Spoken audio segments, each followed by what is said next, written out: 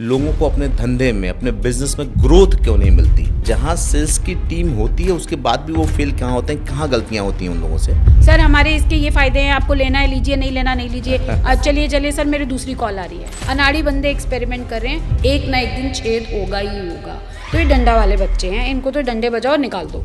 Sales की training बहुत जबरदस्त ट्रेनिंग होती है। कस्टमर की प्रॉब्लम को सुनो। दुनिया की सबसे टफ जॉब सेल्स की ही है। जो इंजन ऑक्सीजन होता है आपके शरीर का, वो सेल्स टीम होती है।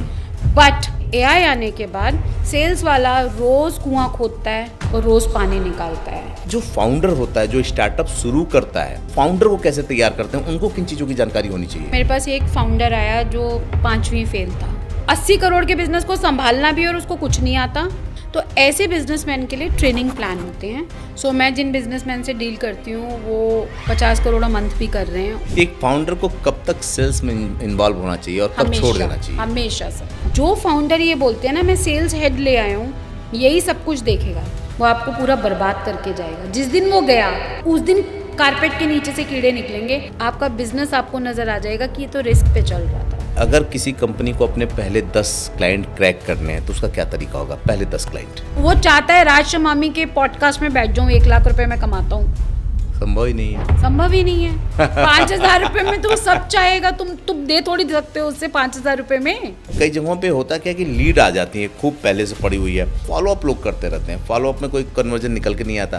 तो फॉलोअप का भी कोई तरीका होता है क्या? हमारा 15 लाख का प्रोडक्ट है, आप ले लीजिए, हम आपको ये देंगे वो देंगे वो देंगे। मार्केट खरीदना चाहती है, आपको बेचना नहीं आता। सेल्स की जॉब में रिजेक्शन बहुत मिलता है। यही एक ऐसा डिपार्टमेंट है कि नौकरी स्थिर नहीं होती, आए गए आए गए आए गए। ऐसा क्यों होता है? मैंने पिछली कंपनी में 6 महीने काम किया, उससे पिछली कंपनी में भी 6 महीने काम किया, तो यहाँ भी 6 महीने काम करेगा क्या? है या नहीं? आपकी कंपनी बर्बाद नहीं होती, आपका बिजनेस ओनर उसे बर्बाद करता है।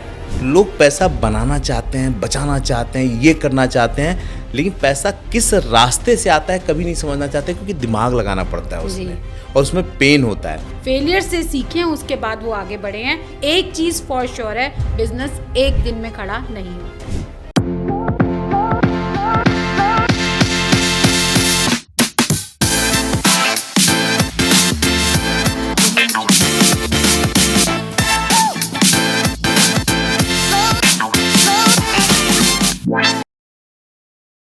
भाई, आप बिजनेस करते हैं या दुकान चलाते हैं, या फिर कुछ ऐसा करना चाहते हैं जिससे आपके आमदनी का सोर्स बढ़ सके या एक नया आमदनी का सोर्स जनरेट हो सके, तो ये वीडियो आपके लिए होगी। वजह क्या है कि आप लोग मुझसे खूब मोहब्बत करते हैं, खूब कमेंट करते हैं, फ़ोन भी आता है, बहुत से लोग मिलने भी आते हैं।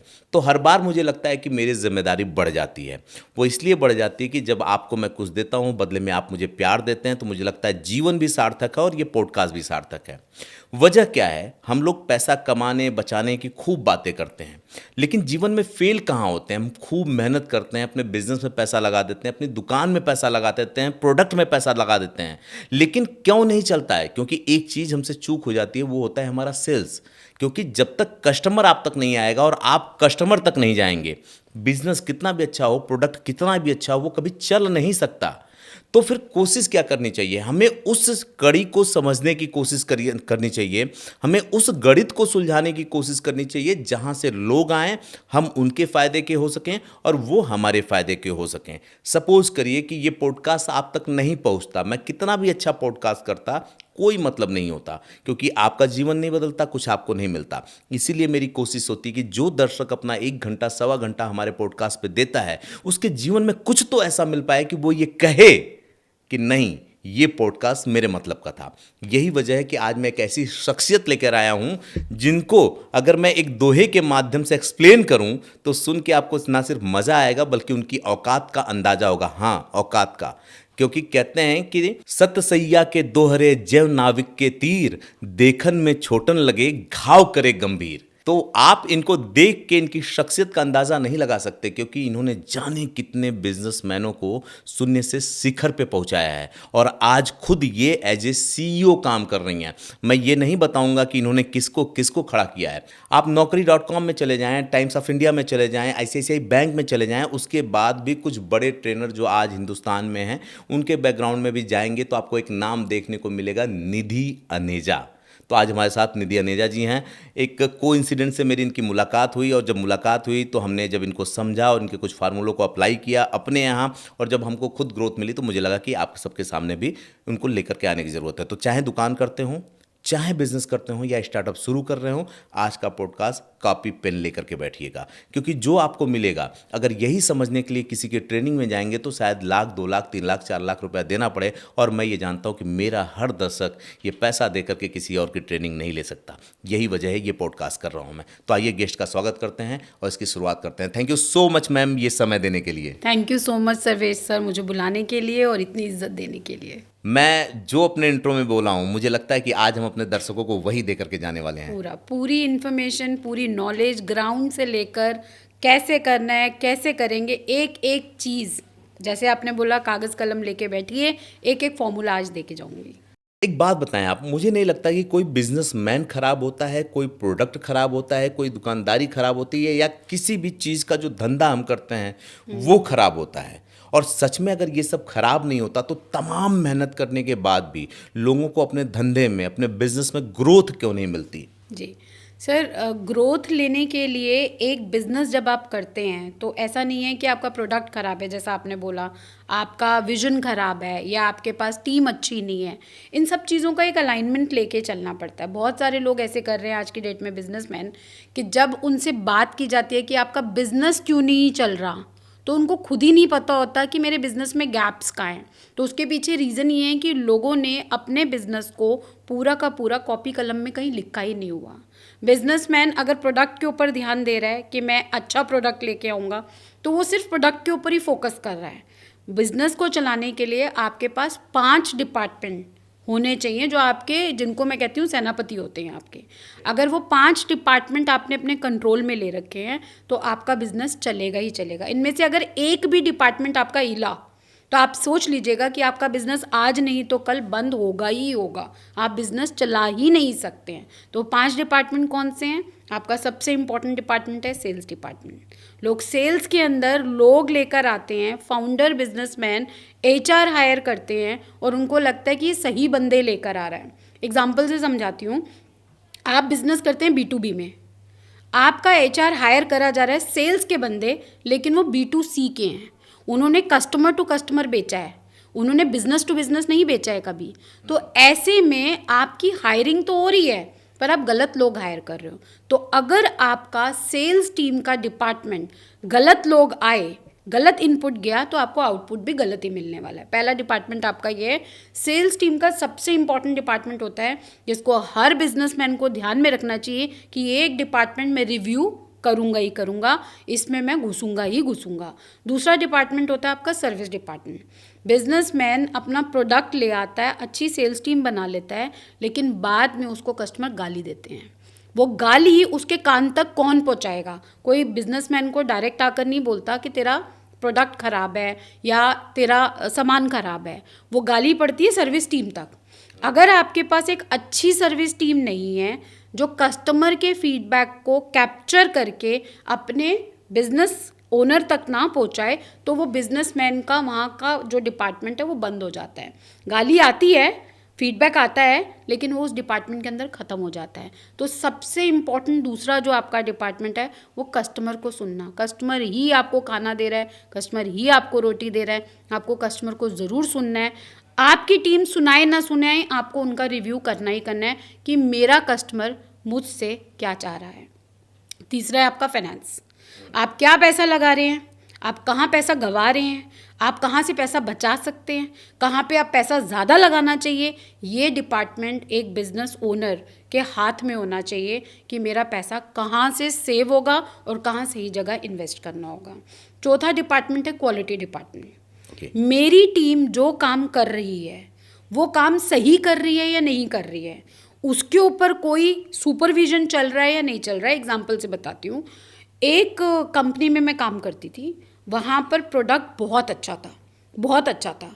कस्टमर भर भर के गाली दे रहे थे क्योंकि जो टीम मेंबर्स थे वो चोरी कर रहे थे। ओके, ठीक है।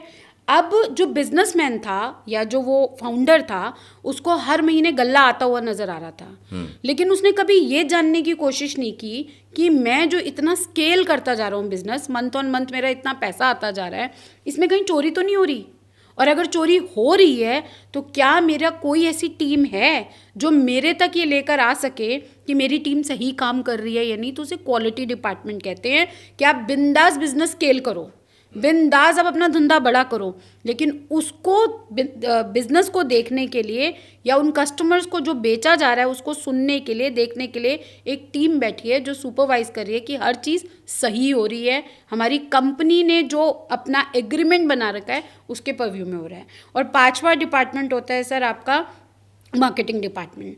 अगर आपके पास लीड्स आ रही हैं और आपकी लीड्स जो हैं वो आपके प्रोडक्ट से मैच ही नहीं करती हैं, तो आपका कितना भी पैसा आप लगा लो, आप सेल्स टीम अच्छी बना लो, आप अपनी सर्विस टीम अच्छी बना लो, आपका बिजनेस ग्रोथ नहीं ले सकता। तो ग्रोथ के लिए ये 5 पिलर्स आपके ज़रूरी हैं। कोई भी बिजनेसमैन अगर ये कहता है कि मुझे बिजनेस करना है, बिजनेस बड़ा करना है, बिजनेस स्टार्ट करना है, उन्हें इन 5 डिपार्टमेंट्स की समझ ज़रूर होनी चाहिए। और अगर समझ नहीं है तो उसको अपने पास ऐसे लोग हायर करने चाहिए जो इन 5 डिपार्टमेंट्स में जिनके पास बहुत ज्ञान हो, ताकि मेरे 5 सेनापति इस बिजनेस को चलाने में मेरी पूरी मदद कर सकें। बात बिल्कुल सही है और मुझे लगता है कि शुरुआत में ये गलतियां मुझसे भी हुई हैं। अब तो चलिए मैं 2 कंपनी लेकर के चल रहा हूँ, अब आप जैसे लोगों की मदद मुझको मिलती है, मैं खुद भी आपसे बात करता हूँ इन मुद्दों पे। अब ये समझ में आता है कि एक फाउंडर अपने दिमाग से सोचता है, उसको लगता है यार सब कुछ ठीक है, लेकिन उसको वो बारीकियाँ नहीं पता होती जहाँ उसके बिजनेस में लीकेज होता है। मैं जहाज तो लेकर चल रहा हूँ, लेकिन मेरे जहाज के पेदी में कहाँ कहाँ छेद है वो मुझे नहीं पता। कुछ लोगों से मैं मिलता हूँ वो कहते हैं कि हमने सेल्स की टीम भी बना रखी है, 90% लोग ऐसे मिलते हैं, लेकिन उसके बाद भी वो फेल हो जाते हैं। तो जहाँ सेल्स की टीम होती है उसके बाद भी वो फेल कहाँ होते हैं, कहाँ गलतियाँ होती हैं उन लोगों से? देखो सर, मैं हमेशा एक ही बात बोलती हूँ कि सेल्स की टीम आपको हायर करने के आपके 5 स्टेप्स हैं। ठीक है, सबसे पहले जो आपका HR आता है, सबसे पहला बंदा जो आपकी कंपनी में सेल्स की टीम लेकर आता है वो आपका ह्यूमन रिसोर्स डिपार्टमेंट होता है, आपका HR का बंदा होता है। अगर आपको एक ऐसा प्रोडक्ट बेचना है जो कस्टमर टू कस्टमर जाए, तो उस HR ने ऐसे लोग पहले हायर किए हों जो उसको समझ हो कि इन टीम मेंबर से करवाना क्या है। ठीक है, राइट, सही JD मार्केट के अंदर जाना चाहिए। तो ज़्यादातर लोग जब मैं मिलती हूँ सेल्स वालों से पूछती हूँ कि जब आपको इंटरव्यू लिया था तो आपको सारी चीज़ बताई गई थी कि आपका काम क्या है, वहाँ पे गैप नज़र आता है। हमें सिर्फ ये बताया गया था सेल्स करनी है। मैं तो B2C की हूँ, मैंने छोटी टिकट पे काम किया है, मैंने कभी 6,000 7,000 से ऊपर बेचा नहीं। ये मुझे सेल्स का बोल के लाए थे, आज 1.5 लाख रुपए का प्रोडक्ट बेचवा रहे हैं, मेरे से तो बेचा ही नहीं जाता मैम। सो आपकी जो हायरिंग इंजन है ना, जहाँ से आपकी हायरिंग हो रही है, अगर आपकी सेल्स टीम ठीक से हायर नहीं हो रही है, गलत लोग आप हायर कर रहे हो और आप बोल रहे हो कि मेरी सेल्स ठीक चल रही है, तो आप गलत सोच रहे हो। अगर रॉन्ग हायरिंग होने के बाद भी आप अपना मंथ ऑन मंथ रेवेन्यू करते जा रहे हो, तो आप ये सोचो कि अगर आपने सही हायरिंग कर ली तो आपके पास कितना अपॉर्चुनिटी है अपने बिजनेस को नेक्स्ट लेवल पे ले जाने के लिए। तो इसके लिए 2 फॉर्मूलाज दे रही हूँ। जब भी आप कोई HR का बंदा हायर करें, आप B2C कर रहे हैं, B2B कर रहे हैं, ठीक है, आपके उस HR के बंदे के पास इन हैंड एक्सपीरियंस होना चाहिए कि उसने B2C के लोग ही हायर किए हों। फॉर एग्जांपल कॉल सेंटर के लोग चाहिए, राइट। अब आपके HR के अंदर ये एक्सपर्टीज़ होनी चाहिए कि उसने कॉल सेंटर एजेंट्स हायर किए हों, क्योंकि कॉल सेंटर एजेंट्स या एग्जीक्यूटिव लेवल की साइकी ही अलग होती है, उनको समझना ही अलग होता है, राइट। तो वहाँ पर उनकी अगर एक्सपर्टीज़ निकल के आई तो आप सही बंदा लेकर आएंगे। वो इंटरव्यू फर्स्ट लेवल का सही लेगा और आपके पास जो मैनेजर्स बैठे हैं या फाउंडर के पास जो इंटरव्यूज़ जाएंगे, कैंडिडेट जाएंगे, वो सही कैंडिडेट जाएंगे, ना कि कोई मिल नहीं रहा तो चलो इसी से काम चला लेते हैं। ज़्यादातर कंपनीज ऐसे ही कर रही हैं। हमने 5 लोग हायर करने थे, HR ने 2 सेलेक्ट कर लिए, चलो अभी इसी से काम चला लेते हैं। आप गलत लोग हायर करके आप सही आउटपुट की उम्मीद नहीं रख सकते, एक ना एक दिन छेद होगा ही होगा। तो अगर आपने सही HR को हायर कर लिया, HR ने JD सही बना लिया। मैंने काफ़ी सारे बिजनेसमैन से ये बात पूछी कि आपके पास डिफरेंट डिपार्टमेंट्स हैं, आपको पता है कि आपको किससे क्या काम लेना है, बोला कि अगर एचआर में है तो एचआर ही करेगा ना, सेल्स में है तो सेल्स ही करेगा ना। मैंने बोला नहीं नहीं, मेरा क्वेश्चन ध्यान से सुनिए, जो सेल्स में बैठा है क्या उसको पता है कि उसको क्या काम करना है? बोला सेल्स ही करनी है। मैंने बोला गलत, सेल्स आउटपुट है, उसको इनपुट क्या अपना मेंटेन करना है जिससे वो आउटपुट मेंटेन कर सके। फॉर एग्जाम्पल, अगर वो 100 कॉल लेनी है और वो 50 कॉल ले रहा है तो वो आपका जो मिनिमम रेवेन्यू है वो कभी नहीं कर पाएगा, राइट? तो आपको अपने हर टीम मेंबर की हायरिंग के टाइम पे उसके KRAs, हमें उससे क्या चाहिए और उससे हम क्या उम्मीद कर रहे हैं। जिस दिन अगर सेल्स टीम की हायरिंग सही हो गई, जहाँ टीम मेंबर को पता है, हमें पता है, हमने एक पूरा चार्ट बना रखा है कि ये 4 चीज़ें इस बंदे से चाहिए और हमारी टीम हायरिंग इस हिसाब से हो रही है, सर बंदा कभी फेल नहीं होगा, एट्रिशन कभी नहीं होगा। बंदा आएगा वो हमेशा यही बोलेगा, हाँ मुझे पता था मुझे ये 4 काम करने हैं, और वो 4 काम करेगा क्योंकि उसको मार्केट में यही 4 काम करके आया वो, राइट? तो सेल्स टीम जो परफॉर्म नहीं करती हैं उसमें सबसे बड़ा रीज़न होता है रॉन्ग हायरिंग। आप गलत लोग लेकर आते हो, वो सेल्स के ही होते हैं पर वो आपके प्रोडक्ट में डील नहीं करे होते हैं। वो आप बड़ा टिकट बिकवा रहे हो, उसने छोटे टिकट में सेल किया है। उसके बाद सबसे इंपॉर्टेंट चीज़ आती है ट्रेनिंग। आप ट्रेनिंग करा रहे हो अपनी टीम की उस इंसान से जिसने कभी भी खुद कॉल्स ली नहीं है। हाँ। वो सिर्फ और सिर्फ ज्ञान देता है, वो सिर्फ आपको कॉल लेना सिखाता है, हेलो कैसे बोलनी है, हाय कैसे बोलनी है, तमीज़ से कैसे बात करनी है, कॉल काटनी नहीं है। अरे सेल्स की ट्रेनिंग बहुत ज़बरदस्त ट्रेनिंग होती है जिसमें सबसे पहले आपको अपनी टीम को ये सिखाना होता है कि कस्टमर की प्रॉब्लम को सुनो। अगर कस्टमर्स आज की डेट में आपके पास प्रोडक्ट खरीदने नहीं आते हैं, वो क्लैरिटी लेने आते हैं।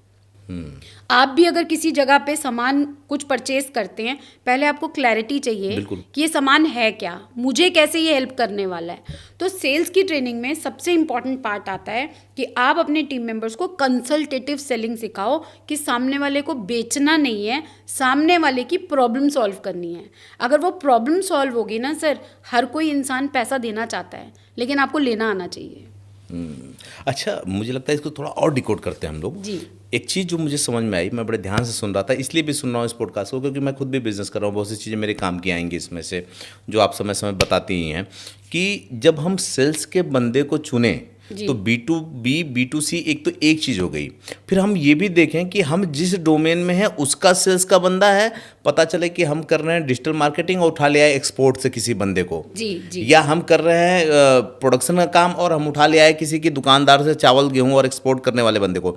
मतलब हमारा सेल्स का बंदा भी हमारे डोमेन से ही होना चाहिए। पहले तो डोमेन से हमारे हो, फिर हमारे उस सेगमेंट से हो, B2B या B2C, यही सही है ना? करेक्ट। ठीक है। सो मैंने जब हम हायरिंग करते हैं, सेल्स के बंदे तो हर जगह अवेलेबल है सर, एजेंट्स लेवल पे 15, 20, 25, 30 हज़ार पे हर जगह अवेलेबल है।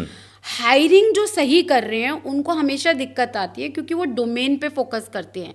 फॉर एग्जाम्पल, अगर आप हर्बल प्रोडक्ट्स में डील करते हो, राइट, आपके टीम मेंबर्स ने अगर हर्बल प्रोडक्ट बेच रखे हैं तो वो एक्सपर्ट हैं हर्बल प्रोडक्ट, उन्होंने सेल्स क्रैक कर रखी हैं, उन्होंने कस्टमर हैंडल कर रखा है, उन्हें कस्टमर्स की प्रॉब्लम्स पता है कि हर्बल का प्रोडक्ट कस्टमर लेने आएगा तो ये 4 क्वेश्चंस वो आपसे पूछेगा जिसे ऑब्जेक्शन हैंडलिंग कहते हैं।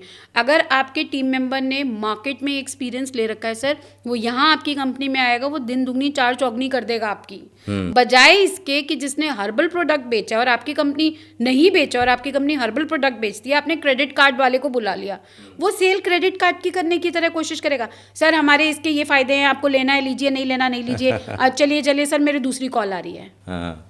जब कोई आयुर्वेदिक प्रोडक्ट लेने जाता है तो उसको कोई ना कोई प्रॉब्लम होती है, उसकी फिजिकल प्रॉब्लम, जिस पे वो चाहता है कि कोई मुझे सुने। जब हम डॉक्टर के पास जाते हैं तो हम डॉक्टर के पास बैठ के अपनी सारी बीमारी बताते हैं, हमारे दिल में दर्द है, पेट में दर्द है, रात को ये खाया था, वो खाया था।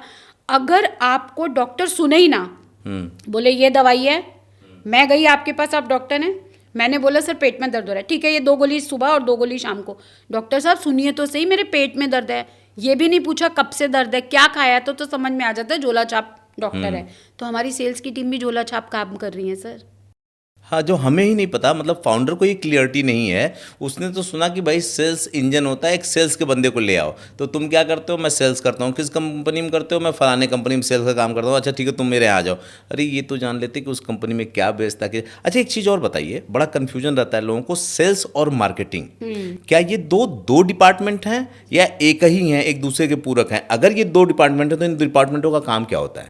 सर सेल्स की टीम का काम होता है कि आपने जो कस्टमर ला के दे दिया कि ये कस्टमर इंटरेस्टेड है, या इस कस्टमर ने इंक्वायर किया हमारे प्रोडक्ट के लिए, या कस्टमर जानना चाहता है और इन्फॉर्मेशन हमारे प्रोडक्ट के बारे में, तो वो काउंसलिंग करके उस कस्टमर को पूरी इन्फॉर्मेशन दे, कस्टमर की पूरी इन्फॉर्मेशन ले कि कस्टमर की प्रॉब्लम क्या है, वो अभी क्या चीज़ से जूझ रहा है और हमारा प्रोडक्ट उसको कैसे हेल्प करने वाला है, उसकी ठीक है। ज़िंदगी में क्या बदलाव लाने वाला ठीक है। है। ये सेल्स टीम का काम है। मार्केटिंग टीम का काम है आपके प्रोडक्ट को सही कस्टमर तक लेके जाना, दिखाना, सिर्फ दिखाना, मार्केटिंग करना कि ये एक प्रोडक्ट एग्जिस्ट करता है, इस प्रोडक्ट के ये बेनिफिट्स हैं। सिर्फ आपको मार्केट करेगा, आपके प्रोडक्ट को दिखाएगा, वो आपके प्रोडक्ट को बेचेगा नहीं। बेचने का काम आपकी सेल्स की टीम करती है।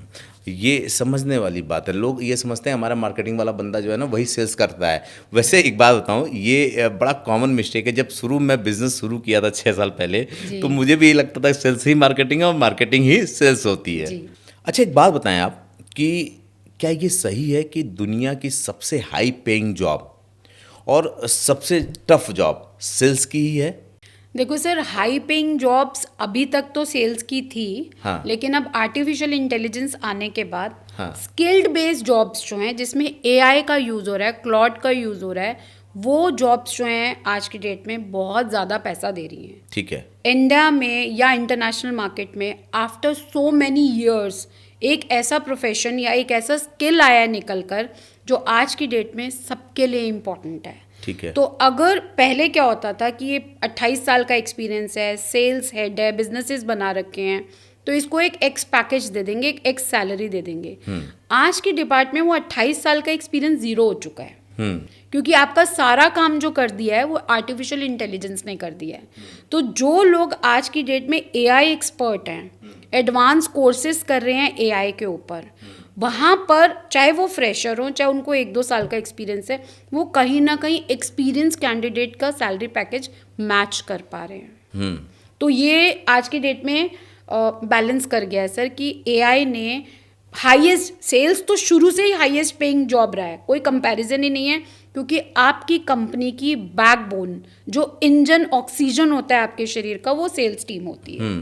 बट आज की डेट में एआई आने के बाद ऐसे डिपार्टमेंट्स आए हैं या एआई की ऐसी टीम आई है जो बाकी सेल्स टीम्स के अलावा भी जितनी टीम्स हैं उनकी बैकबोन बन चुकी हैं, क्योंकि वो सारा ऑटोमेटिक काम हो रहा है, आर्टिफिशियल इंटेलिजेंस से काम हो रहा है। जो हम एज ए ह्यूमन बीइंग अपने तजुर्बे से सोचते थे, वो आज 1 क्लिक पे एआई जो है सोच के पूरा मार्केट रिसर्च करके 1 मिनट में आपको डेटा दे देता है।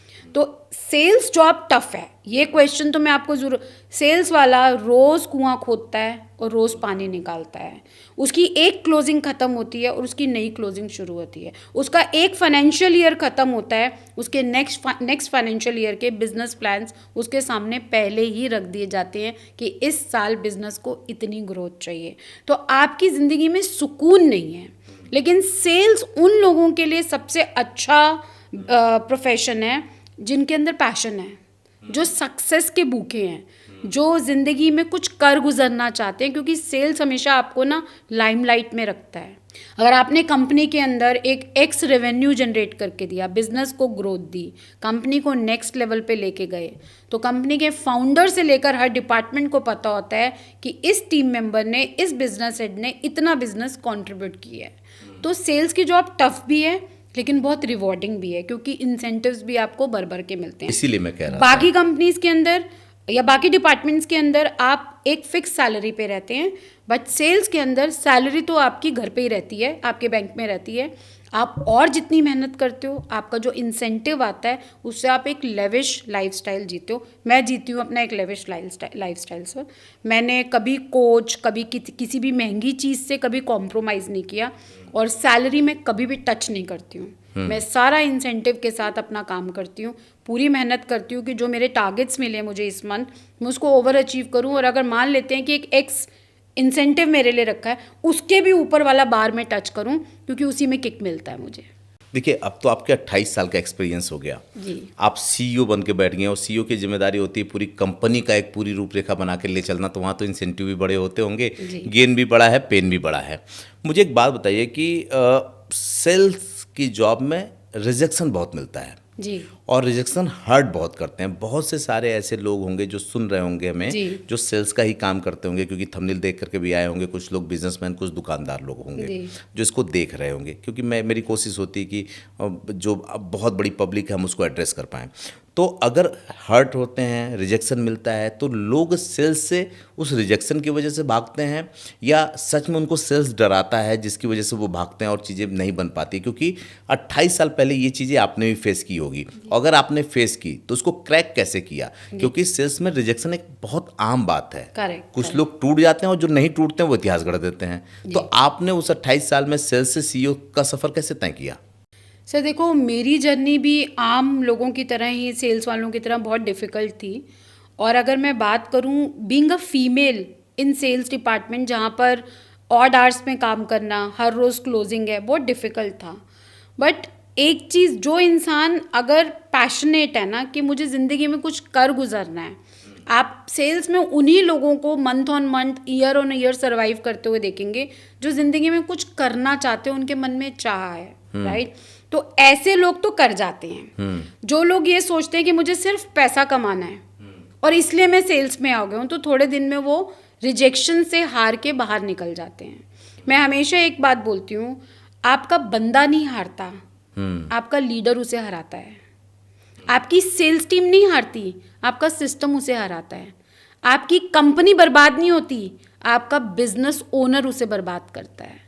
तो इस चीज़ के लिए जब हम रिजेक्शंस पे आते हैं या हमें फेलियर्स मिल रहे होते हैं, तो हमें उसके वाई एनालिसिस करने चाहिए, जो मैं सबको बोलती हूँ, अपने खुद के बच्चों को भी बोलती हूँ।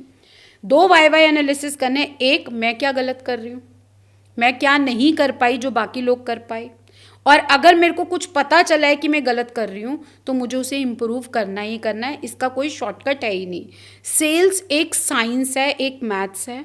अगर आप कॉल्स जितनी चाहिए, फॉर एग्जाम्पल आपका 5 लाख का टारगेट है और मेरे साथ का कोई पीयर है जो 5 लाख नहीं 6 लाख हर महीने कर रहा है, तो मुझे जाकर समझना पड़ेगा कि 6 लाख का टारगेट करने के लिए वो कितने कस्टमर्स से बात कर रहा है, बात करने के बाद कितनों को अपना प्रोडक्ट का डेमो दे रहा है, कितने लोगों को डेमो देने के बाद उसके क्लोजर आ रहे हैं। तो ये एक साइंस है, एक कैलकुलेशन है।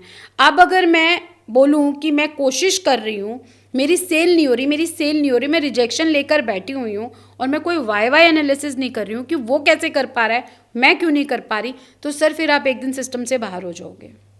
तो रिजेक्शन नहीं लेना है, सॉल्यूशन के ऊपर बात करनी है कि अगर कोई और कर पा रहा है तो मैं क्यों नहीं कर पा रही, और अगर कोई और कर पा रहा है तो उसका डेटा देखो, उसका मैथ्स देखो, उसकी दिनचर्या देखो और उसके बाद उसको अपने में इम्प्लीमेंट करने को कोशिश करो। सेम ये रूल आता है बिजनेस ओनर्स के लिए कि वो कर पा रहा है, मैं नहीं कर पा रहा, उसका बिजनेस चल रहा है, मेरा बिजनेस नहीं चल रहा। सर आपका बिजनेस तब चलेगा जब आपके पास अपनी चीज़ें जो हैं वो लिखी हुई होंगी, आपने अपने डैशबोर्ड्स बना रखे होंगे। मेरे 5 डिपार्टमेंट हैं, कौन से रेड पे चल रहे हैं, कौन से ग्रीन पे चल रहे हैं, कौन से ब्लू पे चल रहे हैं। आपको पूरा दिन बैठ के इन 5 डिपार्टमेंट को रिव्यू नहीं करना है। आपका सिस्टम ऐसा होना चाहिए जो आपको रेड अलार्म दे कि ये 3 डिपार्टमेंट आपके रेड में चल रहे हैं, मतलब इन्होंने अपने टारगेट का 80% नहीं 50% भी अचीव नहीं किया। इन तीनों के पास जाकर मुझे चेक करना चाहिए कि यहाँ पर प्रॉब्लम कहाँ आ रही है। तो अगर हम ओवरऑल बोल दें मेरा बिजनेस नहीं चल रहा, तो मैं बहुत सारे बिजनेसमैन से पूछती हूँ आपका बिजनेस क्यों नहीं चल रहा। उनको नहीं पता चलता, सेल्स टीम काम नहीं कर रही, लीड नहीं आ रही, प्रोडक्ट नहीं बिक रहा, मार्केटिंग जो है उस पर पैसा ज़्यादा जा रहा है, या मेरी टीम में लोग छोड़ के जा रहे हैं। सो बिजनेस ना चलने के बहुत सारे रीज़न हैं। रिजेक्शन आपके पास आएंगे, आपको पता होना चाहिए कि मेरी लीकेज कहाँ पर है, मुझे उसे रोकना है। और अगर आप सेल्समैन हो, आपको देखना चाहिए अगर कोई और कर पा रहा है सेम प्रोडक्ट सेम रेवेन्यू, तो मुझे कहाँ पे चेक करना है, वो मैथ्स चेक करनी है। वो क्या कर रहा है, कितनी कॉल्स ले रहा है, कितने क्लाइंट से बात कर रहा है, कितने डेमो दे रहा है, और मेरे को भी उस तक पहुँचने की कोशिश करनी चाहिए। आप तमाम लोगों को कंसल्टेंसी देती हैं। जी आप जो बड़े दुकानदार हैं, जो शोरूम के मालिक हैं, जिनके फ्रेंचाइजीज हैं, आपने उनको भी कंसल्टेंसी दी। आपने तमाम लोगों फाउंडरों को भी कंसल्टेंसी दी। जी फाउंडर या ये लोग कौन सी वो गलती करते हैं जिसकी वजह से नए सेल्स के लोगों को ऑनबोर्ड तो करते हैं, लेकिन 1 महीना 2 महीने बाद फिर भगा देते हैं। उनको लगता है कि कुछ हो ही नहीं रहा है। तो क्या सच में 1-2 महीने में सेल्स दिखने लगती है, या फिर उनके माइंडसेट में ही कोई गड़बड़ी होती है? ये सवाल मैं दोनों के एंगल से पूछा हूँ। अगर कोई फाउंडर देख रहा है, कोई दुकानदार देख रहा है, तो वो भी ये समझ पाए कि जब सेल्स टीम को हायर करता है तो उसे क्या करना चाहिए, कहाँ चूक होती है। और जो सेल्समैन देख रहा है, अगर वो किसी कंपनी को ज्वाइन करता है तो उससे कहाँ गलती होती है, क्यों नौकरी, आप देखेंगे यही एक ऐसा डिपार्टमेंट है कि नौकरी स्थिर नहीं होती। करेक्ट, एट्रिशन सबसे ज़्यादा होता है। हाँ, वो मतलब आए गए ऐसा क्यों होता है? सर, अगर मैं बिजनेस ओनर्स एंड फाउंडर्स की तरफ से बात करूं, क्योंकि मैं उन्हें कंसल्टेशन देती हूँ, निधि मैम, हमने 10 लाख रुपए का PNL में हिट ले लिया है, हमने 10 लाख लगा दिया है, हमने नौकरी का पोर्टल ले लिया, 1 लाख वहाँ दे दिया, हमने कंसल्टेंट्स को इतने पैसे दे दिए, इतने लोग हायर करने के लिए। अब ये जो लोग आएंगे ना, हमें पहले महीने से इनसे इतना रेवेन्यू चाहिए ही चाहिए। अच्छा, आपने बंदा अभी हायर नहीं किया, उसकी बोली आपने पहले लगा दी कि मुझे इससे इतना पैसा चाहिए ही चाहिए। अपनी कोई भी टीम आप बनाते हो ना सर्वेश सर, वो एक इन्वेस्टमेंट होती है, एक कंपाउंडिंग इंटरेस्ट के साथ आपको उसका बेनिफिट मिलता है।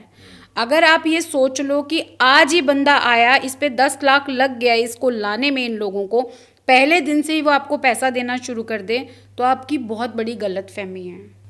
बिजनेस में जैसे आप माल खरीदते हो, उसको स्टोर करते हो, आप इन्वेंट्री रोटेट करते हो, और उसके बाद जब वो माल बिकता है तो आपके पास कमीशन आनी शुरू होती है। आपकी सेल्स टीम या कोई भी टीम की बात करो, आप एक इन्वेस्टमेंट करते हो, उनको सिस्टम में लाते हो, ट्रेन करते हो उनको, और ट्रेनिंग के बाद धीरे धीरे वो आपको सिस्टम को अडेप्ट करते हैं और आपकी कंपनी के साथ जुड़ जाते हैं।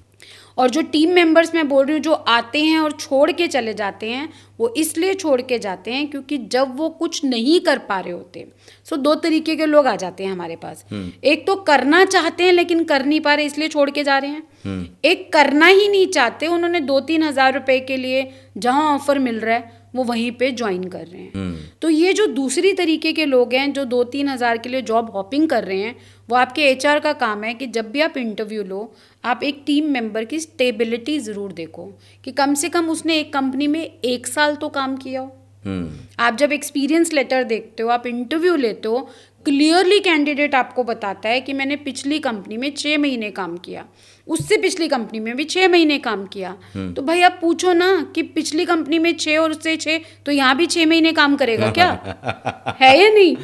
तो आपको तो वो सिग्नल दे रहा है, आप सिग्नल कैच कर पा रहे हो कि वो आपके लिए भी 6 महीने के लिए आ रहा है, राइट? तो ऐसे टीम मेंबर्स को आपको हायर करने से रुकना चाहिए, क्योंकि उनकी मानसिकता ये है कि आज यहाँ पे 2000 मिले तो मैंने 6 महीने में काम करके छोड़ दिया, हो सकता है आपकी कंपनी में आने के बाद उसे 2 महीने बाद ही कोई 2000 एक्स्ट्रा दे दे, तो वो वहाँ चला जाएगा।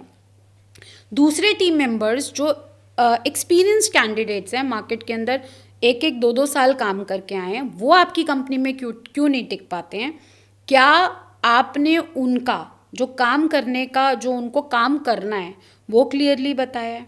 अगर वो क्लियरली बताया तो वो जो काम कर रहे हैं, क्या उस पर कोई सुपरविजन हो रही है कि ये क्या काम कर रहे हैं, ठीक से कर रहे हैं या नहीं? सेल्स टीम के लिए जब मैं किसी सेल्स टीम को हायर करती हूँ तो पहले 3 महीने मेरे लिए वो टीम मेंबर सबसे ज़्यादा इम्पॉर्टेंट होता है, क्योंकि वो एक नई बहू की तरह घर में होता है, और जिस दिन आपकी बहू घर में एडजस्ट हो जाती है, वो पूरी फैमिली को उठा लेती है, तार देती है, जिम्मेवारी संभाल लेती है। पर पहले 3 महीने जब एक नई लड़की, नई बहू घर पे आती है, तो आपको हर चीज़ का ध्यान रखना पड़ता है। सिमिलरली जब कोई दूसरी कंपनी छोड़ के आपकी कंपनी में आता है, तो आपको उसका बहुत सारा ध्यान रखना पड़ता है। आपको देखना पड़ता है कि वहाँ ये कितनी कॉल्स लेता था, यहाँ ये कितनी कॉल्स ले रहा है, तो ये कहाँ पे गलती कर रहा है, ट्रेनिंग का मैकेनिज्म क्या है। मैंने अभी आपको बोला लोग हारते नहीं है, उनको हराया जाता है। लोग फेल नहीं होते, आपका सिस्टम उन्हें फेल करता है। तो अपने सिस्टम को रोबस्ट करना है, जहाँ पे फेलियर अगर कहीं आने लगे किसी टीम मेंबर का, तो वो आपको पहले ही पता चल जाए। रेड ब्लू ग्रीन करके एक डैशबोर्ड होता है, आपको वो बनाना चाहिए कि 3 चीज़ें करने से सेल आती है। कॉल कितनी ले रहा है, कनेक्ट कितना कर रहा है, और जो कॉल ले रहा है वो सही ले रहा है या नहीं ले रहा। अगर इन तीनों में से कहीं पे भी अलाइनमेंट बिगड़ा तो वो टीम मेंबर हारेगा ही हारेगा, वो सेल कर नहीं पाएगा। कर भी दी तो वो चोरी से सेल हो रही होगी, रिफंड्स आपके पास आएंगे, एक दिन आप ही उसे निकाल दोगे। तो सेल्स टीम के साथ काम कराने के लिए, या वो ना छोड़ के जाएं, आपको उनको सिस्टम एंड प्रोसेसेस देने पड़ेंगे, और आपको भी अपनी कंपनी में बहुत सारी एफर्ट्स करनी पड़ेंगी। आपसे बात करते हुए इतने सवाल दिमाग में आ रहा है ना कि वो आ रहा है, मन कर रहा है जल्दी जल्दी सब पूछूं और वो आ रहे हैं तो वो जा भी रहे हैं उसी तरह से। खैर 2 सवाल मैं बहुत देर से पकड़ के बैठा हूं, उसको पूछूंगा जो मुझे याद आए थे। चलो सेल्समैन की बात तो हो गई, लेकिन एक जो फाउंडर होता है, जो स्टार्टअप शुरू करता है, जो दुकान शुरू करता है, शोरूम शुरू करता है, या अपनी कोई एजेंसी शुरू करता है, कंपनी शुरू करता है जी, उसकी भी तो कुछ तैयारी होनी चाहिए, उसका भी तो माइंडसेट होना चाहिए कि ताकि वो अपनी टीम को लेकर चल पाए। तो जब आप लोग उनको ट्रेंड करते हैं या उनको इन्हेंस करने की कोशिश करते हैं, तो वो फाउंडर को कैसे तैयार करते हैं, उनको किन चीज़ों की जानकारी होनी चाहिए? देखो सर, हम जब भी मेरे पास कोई फाउंडर आता है, मेरे पास एक फाउंडर आया जो 5वीं फेल था। उसने कभी जॉब नहीं की, उसने कब बिजनेस कर रहा है, पापा बाबा दादा परदादा का बिजनेस है जो उसको दे दिया गया संभालने के लिए, और उसने खुद कभी कुछ नहीं किया है। अब उसके सिर पे जिम्मेवारी आ गई है, मैं ये बिजनेस चलाऊं, तो मेरे लिए तो वो एक फ्रेशर है, एक फ्रेश बिजनेसमैन है जिसको अपने बिजनेस को 80 करोड़ के बिजनेस को संभालना भी और उसको कुछ नहीं आता, और अब उसको इस बिजनेस को आगे भी लेके जाना है, मतलब इसमें भी मंथ ऑन मंथ ग्रोथ लेनी है। तो ऐसे बिजनेसमैन के लिए ट्रेनिंग प्लान होते हैं, जिसके अंदर जो मैंने 5 डिपार्टमेंट बताए, उन 5 डिपार्टमेंट की उनको ट्रेनिंग दी जाती है। वो सीख नहीं पाते हैं फाउंडर को। हाँ, फाउंडर वो खुद नहीं सीख पाते सर। अगर मैं आज किसी बिजनेसमैन को बोलूँ तुझे धंधा अपना शुरू करना है, तो पहले ये 5 डिपार्टमेंट खड़े करने पड़ेंगे। वो कहेगा मेरे पास पैसा नहीं, 2 लोग हायर कर सकता हूँ, 2 लोग हायर कर सकता हूँ, उससे ज़्यादा नहीं कर सकता हूँ। तो हम सबसे पहले लीड कहाँ से आएगी उस पर पैसा लगाना सिखाते हैं, और जो टीम उसकी जो उस लीड को बेचेगी उसकी तैयारी कराते हैं कि कैसे करोगे। तो एक मार्केटिंग और एक सेल्स, ये 2 डिपार्टमेंट सबसे पहले ट्रेनिंग दी जाती है, उसके बारे में पूरी इन्फॉर्मेशन दी जाती है। मार्केटिंग के लिए सिर्फ वो बजट देते हैं अपना, उनका प्लान बनाया जाता है कि फॉर एग्जांपल आप पहले महीने में 2 लाख रुपए लगा रहे हैं, तो इस 2 लाख रुपए लगाने में आपकी सीट की कॉस्ट कितनी जाएगी, कितने लोग हायर होंगे, आपकी प्रीमाइसिस की कॉस्ट कितनी जाएगी, एक्स्ट्रा खर्चे एडमिन के, सैलरी सब मिला के क्या आपका एक कॉस्ट आता है जिसको हम कॉस्ट कहते हैं। आपकी लीड की कॉस्ट कितनी जाएगी, मार्केटिंग की कॉस्ट कितनी जाएगी, पैट कितना आएगा हर लीड के ऊपर, प्रॉफिट आफ्टर टैक्स, जो आपकी लीड एक्चुअली कन्वर्ट होकर हाथ में आएगी। ये 2 चीज़ें बताई जाती हैं और इनके ऊपर उनकी ट्रेनिंग दी जाती है। बाकी उनकी जो कॉन्टिन्यूस ट्रेनिंग्स चलती हैं वो ये जो अभी आप और मैं डिस्कस कर रहे हैं 5 डिपार्टमेंट की। आप अपने हायरिंग कैसे करेंगे, आपकी जो हायरिंग हो गई है आप उनके रिव्यूज़ कैसे करेंगे। कोई भी बिजनेसमैन ऐसा नहीं है सर जो ये चाहता हो कि आज मैं बिजनेस शुरू कर रहा हूँ, पहले मैं टीम भी देखूँ, हायरिंग भी करूँ, मैं कॉस्ट भी देखूँ, मैं सब कुछ देखूँ। हर कोई ये चाहता है मेरे पास 5 लाख रुपए है, अगले महीने से मेरे पास गल्ला कैसे आना शुरू हो जाएगा। वहाँ पे हम फ्रीलांसर्स भी हायर करा के देते हैं उन्हें डिपार्टमेंट वाइज, जो ज़रूरी होते हैं उनके, लाइक फाइनेंस का बंदा चाहिए ही चाहिए। चाहे आप फ्रीलांसर ले लो, आपको पता तो हो आप कहाँ लगा रहे हैं और कितना कमा रहे हैं। मार्केटिंग की एजेंसी का एक बंदा तो चाहिए ही चाहिए जो आपकी लीड जनरेट करेगा। सेल्स के 1-2 लोग तो चाहिए ही चाहिए जो आपकी कॉल्स करेंगे, आपके कस्टमर्स को बताएंगे क्या है। एक बंदा ऐसा भी चाहिए जो ये 4 लोग 5 लोग हैं उनका सुपरविजन कर सके। तो जब भी कोई बिजनेस शुरू करने लगता है तो मैं उसको पूरे डिपार्टमेंट्स के बारे में बताती हूँ कि लॉन्ग टर्म में आपको ये पूरी कंपनी, ये सारे डिपार्टमेंट्स रिव्यू करने हैं, चलाने नहीं हैं, रिव्यू करने हैं। उसमें आपके पास सारे डैशबोर्ड्स आएंगे, सारी चीज़ें आएंगी। आपको सिर्फ ये देखना है कि रेड पे कौन चल रहा है, ब्लू पे कौन चल रहा है, ग्रीन पे कौन चल रहा है। जो रेड पे चल रहा है वहाँ आपको दिमाग लगाना है, उन टीम्स के साथ बात करनी है। जो ब्लू पे चल रहे हैं उनसे आपके मैनेजर्स या टीम में कोई भी होगा वो बात करेंगे। जो आपके ग्रीन में चल रहे हैं उनके लिए रिवॉर्ड के फंक्शंस करने हैं, ताली बजवानी है, उनके लिए पैसा बांटना है, उनको अप्रिशिएट करना है, ताकि जो डिपार्टमेंट ठीक से काम कर रहा है वो और अच्छा काम करना शुरू करे। और जो नहीं काम कर रहा है वो मोटिवेट होकर के उस डिपार्टमेंट में जाने की कोशिश करे। ब्लू वाले लोग रेड में ग्रीन में चले जाते हैं सर। हाँ। ग्रीन वाले होते हैं जो 80% से ऊपर काम कर रहे होते हैं, या 80% या 100% कर रहे होते हैं। ब्लू वाले जो होते हैं वो 60-70% अचीव कर रहे होते हैं। जब आप ग्रीन वालों को जो 80 से ऊपर काम कर रहे हैं आप अप्रिशिएट करते हो, उनके लिए इंसेंटिव्स बांटते हो, थोड़े उपहार देते हो, तो ब्लू वाले मोटिवेट होकर उस जोन में जाना चाहते हैं। लेकिन रेड वाले जो होते हैं वो आपके लिए लाइबिलिटीज़ होते हैं, वो आपकी कंपनी का पैसा बर्बाद कर रहे होते हैं। वहाँ पर आपको बैठ के सिस्टम में घुस के देखना है कि जितने भी लोग रेड पे बैठे हैं क्या ये ट्रेन हो सकते हैं। अगर ट्रेंड हो सकते हैं तो ट्रेनिंग मैकेनिज्म पूरा एक पार्ट होता है ट्रेनिंग का, जहाँ पे नॉन परफॉर्मर्स को हम परफॉर्मर बनाते हैं, उनके ऊपर पूरे प्लान्स होते हैं। और वहीं पे हमारे को उस रेड वालों में आइडेंटिफाई करना होता है कि इनके साथ विल प्रॉब्लम है या स्किल प्रॉब्लम है। अगर विल की प्रॉब्लम है तो ये डंडा वाले बच्चे हैं, इनको तो डंडे बजाओ निकाल दो through PIP and proper process जो कंपनी के रहते हैं। पर रेड में जो लोग एक्चुअली करना चाहते हैं और कर नहीं पा रहे हैं, तो आपकी कंपनी का सिस्टम इतना रोबस्ट होना चाहिए कि उनको हाथ मिले आगे बढ़ने के लिए। क्या मजेदार बात कहा आपने कि विल की प्रॉब्लम या स्किल की प्रॉब्लम। याद रखिए जब आप समीक्षा करने जाएंगे, अब मुझे समझ में आ रही है कुछ चीज़ें, और जब आप किसी को देखेंगे ना तो सच में दो ही प्रॉब्लम आएगी। या तो विल की प्रॉब्लम होगी, उसकी इच्छा शक्ति की, जो उसको काम नहीं करने दे रही या वो नहीं कर रहा है, या दूसरा सच में वो अंडर स्किल है, मतलब अंडर रेटेड है। एक सवाल मेरा रहेगा आपसे कि अब मुझे ये समझ में आ रहा है बिजनेस का फाउंडर बनना या बिजनेस चलाना कोई खेल नहीं कि हमने दुकान में कहीं से पैसा उठाया, दुकान में सामान डाले और वो बिक रहा है, गल्ला चल रहा है और हम गिन रहे हैं चलो इतना फ़ायदा मुनाफा। नहीं, उसका पूरा एक इकोसिस्टम होता है। जब किसी कंपनी में हम जाते हैं, जैसे मेरे यहाँ भी हैं, मान लीजिए 25-30 लोग अगर हैं, तो क्या KRA है, क्या KPI है, आप PNL की बात कर रही थी, और बड़े सिस्टम बनते हैं और कुछ आपके मतलब CRM भी होते हैं।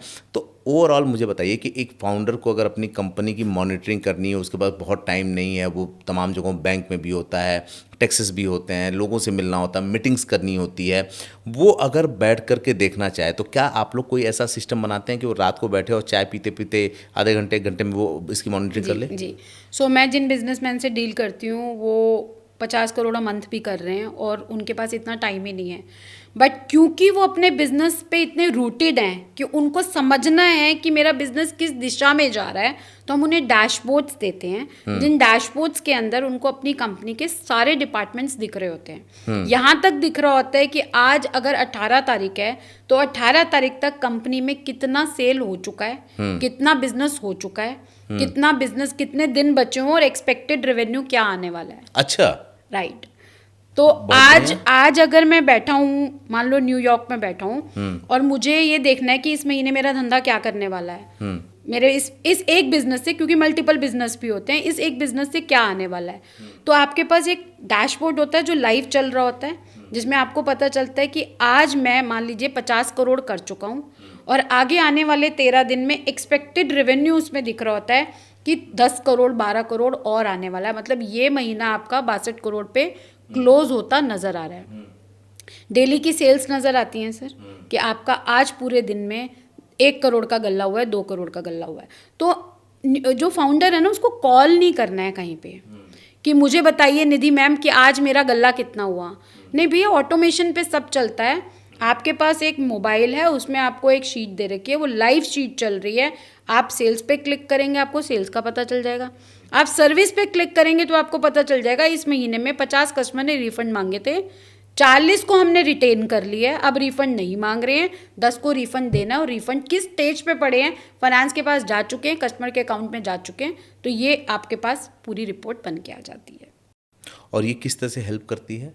सर, आप एक बिजनेसमैन है, आप अपने धंधे से दूर रहते हैं, आप क्या देखना चाहेंगे अपने बिजनेस में? धंधा कितना हो रहा है, हानि और लाभ देखना चाहेंगे। आप धंधा देखना चाहेगा कि परफॉर्मेंस कैसी चल रही है। बेसिकली तो आप यही देखना चाहेंगे कि मेरा धंधा कितना चल रहा है इस महीने, कितनी कॉस्ट लगी है इस महीने, कितना प्रॉफिट आता हुआ इस महीने नज़र आ रहा है। बिजनेस में मैंने जो माल डाला था कितना माल बिक गया है और कितना माल और मुझे खरीदना पड़ेगा, मेरे डिपार्टमेंट्स के अंदर कॉस्ट इस महीने हमने कितनी सेव कर ली है, या इस महीने कोई ऐसा खर्चा तो नहीं है जो एडहॉक खर्चा आ गया है जिसको मेरे को पता चलना चाहिए कि इस महीने कंपनी में एक एक्स्ट्रा खर्चा है। इन चीज़ों के अलावा एक बिजनेसमैन को और कोई इंटरेस्ट नहीं होता।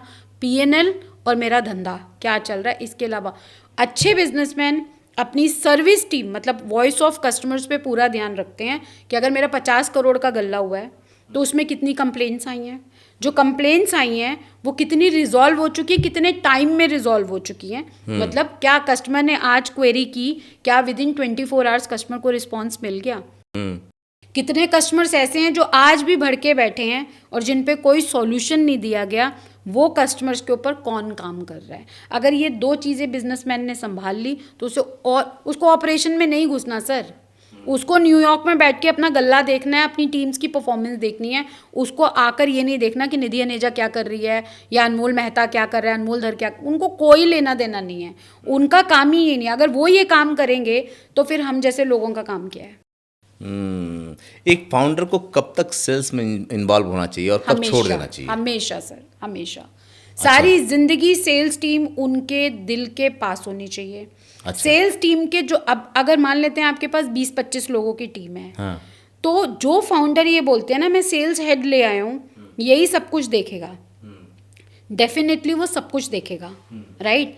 पर आपका लीडर ही अगर गलत चल रहा हुआ तो आपकी 25 लोगों की टीम जो आपका धंधा बना रही है वो आपको पूरा बर्बाद करके जाएगा। जिस दिन वो गया तब उस दिन कारपेट के नीचे से कीड़े निकलेंगे, वो हमको ये करवाता था, हमसे ये कराता था, आपका बिजनेस आपको नज़र आ जाएगा कि ये तो रिस्क पे चल रहा था। तो फाउंडर को अपनी सेल्स टीम 20-25-50 लोगों की टीम चल रही है अगर आपकी, तो आपको अपनी सेल्स टीम को हमेशा अपने कॉन्फिडेंस में रखना चाहिए। महीने में कम से कम एक बार अपनी सेल्स टीम के साथ बैठ के एक चाय पार्टी ज़रूर करनी चाहिए, एक फीडबैक सेशन ज़रूर करना चाहिए कि मेरे जो सेल्स वाले होते हैं वही आपको प्रोडक्ट इम्प्रूवमेंट का फीडबैक देते हैं कि आपका जो प्रोडक्ट मार्केट में जा रहा है, कस्टमर उसको खरीदते वक्त क्या क्या क्वेश्चंस करते हैं, क्या कस्टमर्स को ज़बरदस्ती बेचना पड़ता है या प्रोडक्ट अच्छा है इसमें ये एक नई चीज़ और ऐड करें क्योंकि कस्टमर मांगते हैं। तो सेल्स टीम जो है ना आपको बहुत सारे इंसाइट्स देती है, क्योंकि आप एक फाउंडर हो, आप प्रोडक्ट ले आए मार्केट में, कस्टमर तक आपका प्रोडक्ट आपकी सेल्स टीम बेच रही है। कस्टमर क्या बोल रहा है वो सेल्स टीम को पता है, कस्टमर क्या मना कर रहा है वो सेल्स टीम को पता है, आपका प्रोडक्ट उन्हें अच्छा लग रहा है, बुरा लग रहा है, इम्प्रूवमेंट चाहिए, वो सेल्स टीम को पता है। अगर आप इस टीम से डिस्कनेक्टेड रहे तो आप वॉइस ऑफ कस्टमर कभी नहीं सुन सकते हो। और जिनके पास बड़ी टीम्स हैं, 50 लोगों से ज़्यादा की टीम है, तो जो आपके सेल्स हेड्स हैं, TL हैं, मैनेजर हैं, आपके पास कोई VP होगा, कुछ भी होगा, मान लेते हैं 2 TL ही रखे हो आपने, आपको उनके साथ बैठना है, उनको रिव्यू करना है। हर महीने एक ऐसा कल्चर होना चाहिए जहाँ पे सेल्स टीम हेड्स को आकर अपने डिपार्टमेंट का रिव्यू देना चाहिए कि इस महीने हमने क्या अच्छा किया, क्या हमने इम्प्रूव किया और हमारी अगले महीने की क्या स्ट्रैटेजी है। ये कल्चर होना चाहिए सर कि इस महीने क्या हम इम्प्रूव कर गए हैं जो पिछले महीने गलती की थी, उसी में बहुत सारी चीज़ें प्रेजेंट हो जाती हैं। इसका मतलब कोई भी बिजनेस जो सफल होता है और असफल होता है वो अपने प्रोडक्ट और सर्विसेज की वजह से नहीं बल्कि सेल्स टीम की वजह से ही वो फेल होता है या फिर वो टॉप पे जाता है। पूरा तो नहीं कह सकते सर, क्योंकि काफ़ी प्रोडक्ट्स भी ऐसे होते हैं जो मार्केट फिट ही नहीं होते हैं, राइट। बहुत सारे बिजनेसमैन ने ऐसे प्रोडक्ट्स बना रखे हैं जो मार्केट फिट ही नहीं है। फॉर एग्जांपल काफ़ी सारे आपने ऐसे देखे होंगे कि वेट लूज के प्रोडक्ट आ जाते हैं, वो उनका एक बबल होता है, आज आए बढ़िया बिक रहे हैं, थोड़े दिन बाद कस्टमर्स ने लेना बंद कर दिया। अब फाउंडर कहता है कि मेरा प्रोडक्ट तो बहुत अच्छा है, पहले महीने तो मैंने 10 करोड़ की सेल कर ली, अब आज 6 महीने बाद कोई ले नहीं रहा। तो वहाँ पर आपके प्रोडक्ट में प्रॉब्लम ये आई कि फर्स्ट मंथ में लोगों ने एक्साइटमेंट में खरीद लिया, जब उन्होंने दूसरी बार तीसरी बार खरीदने की कोशिश की तो उन्होंने देखा हमारे वेट में तो कोई डिफरेंस ही नहीं आ रहा। तो वहाँ प्रोडक्ट की इम्प्रूवमेंट की ज़रूरत है। वहाँ आपकी सेल्स टीम कोशिश भी कर लेगी, धक्का मार सेल्स नहीं कर पाएगी। आप डिस्काउंट भी दे दोगे, आपका प्रोडक्ट नहीं बिक पाएगा। सो अगर आपका प्रोडक्ट या आपका बिजनेस नहीं चल रहा तो आपको 5 डिपार्टमेंट पे वाई एनालिसिस करने हैं। क्या मेरा प्रोडक्ट जो मेरे रिटेंशंस हो रहे हैं या जो मेरा रीसेल के कस्टमर्स हैं, जो मेरे रिन्यूअल कस्टमर्स हैं जिसने एक बार खरीदा, क्या वो मंथ ऑन मंथ आ रहे हैं? इससे ये पता चल रहा है कि प्रोडक्ट मार्केट में बिक रहा है, यूज़र और लोग उसे ले रहे हैं, दैट मीन्स प्रोडक्ट ठीक है, तो प्रोडक्ट पे चेक की ज़रूरत नहीं है। दूसरा, मेरी सेल्स टीम के अंदर जो लोग मेरे साथ काम कर रहे हैं, हर महीने उसमें से कितने लोग छोड़ के जा रहे हैं। अगर मेरी सेल्स टीम में हर महीने नए लोग आ रहे हैं, दैट मीन्स प्रोडक्ट चाहे कितना भी अच्छा हो, लीड मैंने इनको भर भर के दे रखी है, हर महीने लीड पे नए बंदे एक्सपेरिमेंट कर रहे हैं, अनाड़ी बंदे एक्सपेरिमेंट कर रहे हैं। लीड का पोटेंशियल था कि निधि अनेजा 50 करोड़ का माल खरीद सकती थी। एक जूनियर एम्प्लॉय ने कॉल किया और बोला सर लेना है या नहीं लेना है। तो आपकी लीड तो आ रही है।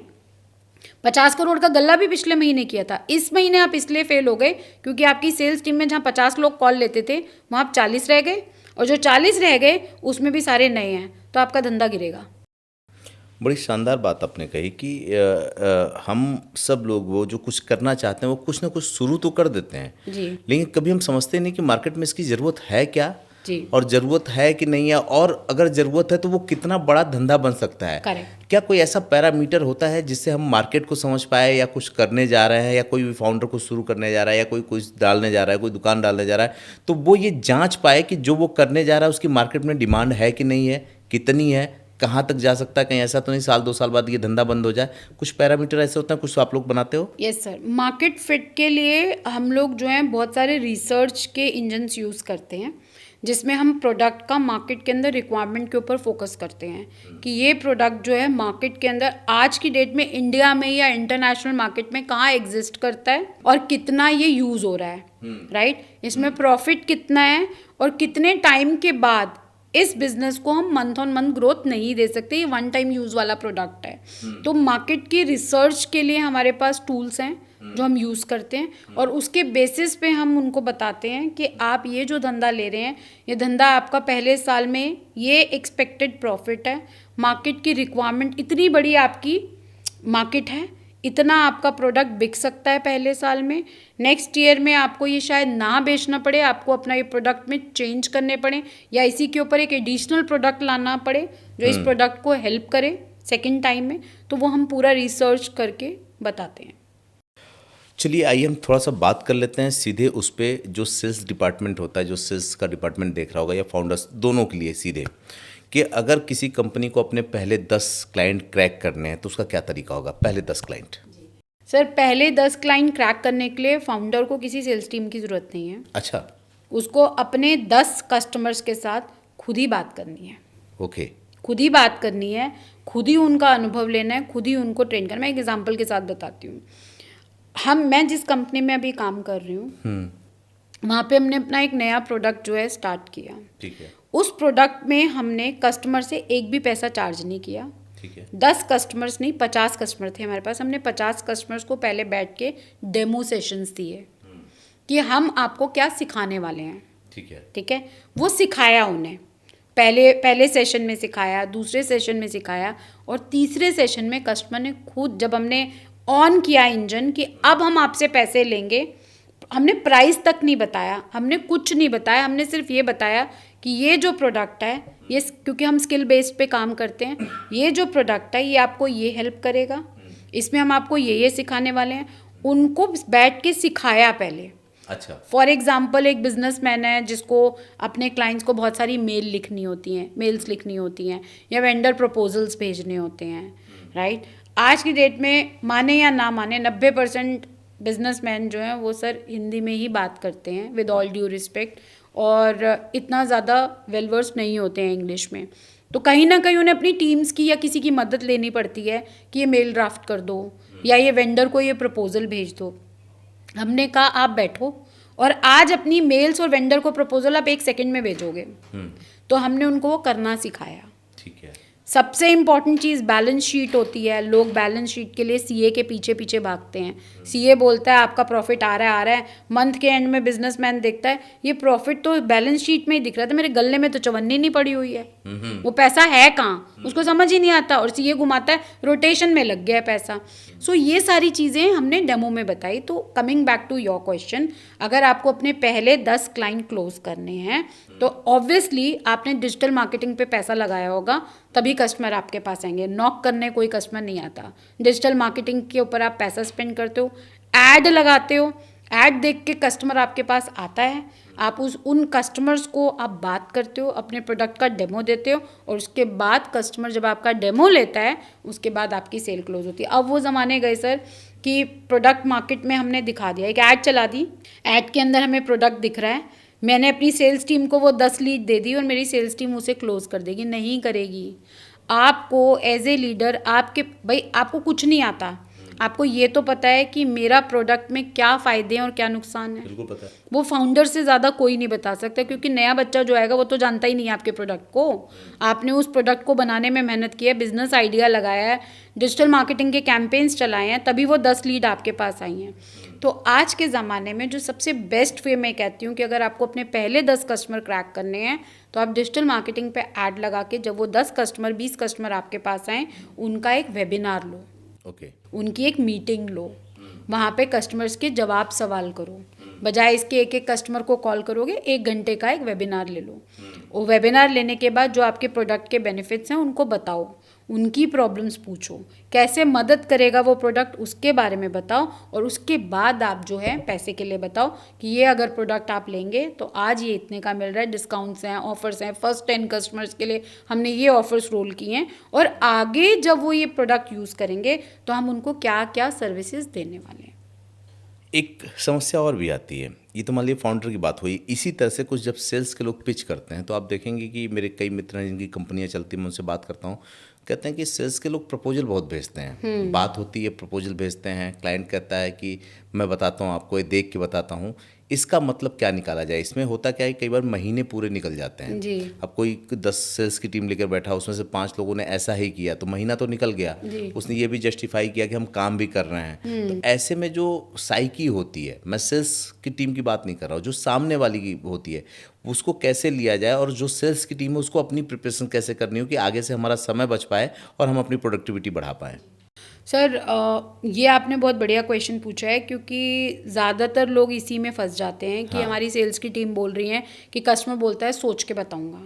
देखो सर, आप अपना ही एग्जांपल दो, आप प्रोडक्ट के लिए आपने कहीं पे इंक्वायरी की, ठीक है, और आपको कुछ बताया सामने वाले ने, ठीक है, आपने बोला सोच के बताऊंगा, 2 ही रीज़न होंगे, या तो प्रोडक्ट आपको महंगा लगा है, आपके बजट में नहीं है, या सामने वाले की बात आपको समझ नहीं आई कि मेरे लिए कुछ कर सकता है। हाँ, वरना लेने तो गया ही था मैं। लेने तो मैं गया ही था ना। हाँ। कस्टमर तो आया ही है ना आपके पास। हाँ। तो सामने वाले का जो बाइंग बिहेवियर होता है आपको उसको समझना पड़ता है। इसलिए मैं हमेशा एक चीज़ की मैं बहुत प्रैक्टिस कराती हूँ जिसको कंसल्टेटिव सेलिंग कहते हैं।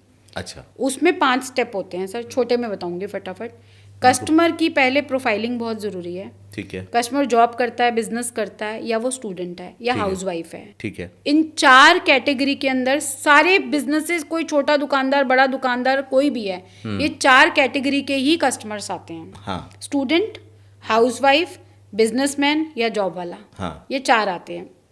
जब आपने ये समझ लिया कि ये स्टूडेंट है, बिजनेस है, जो भी है, उसकी प्रोफाइलिंग कर ली, अब उसने जब आपके प्रोडक्ट के लिए इंक्वायर किया तो उसकी नीड क्या है, ठीक है, उसकी नीड क्या है। एग्जाम्पल से समझाती हूँ।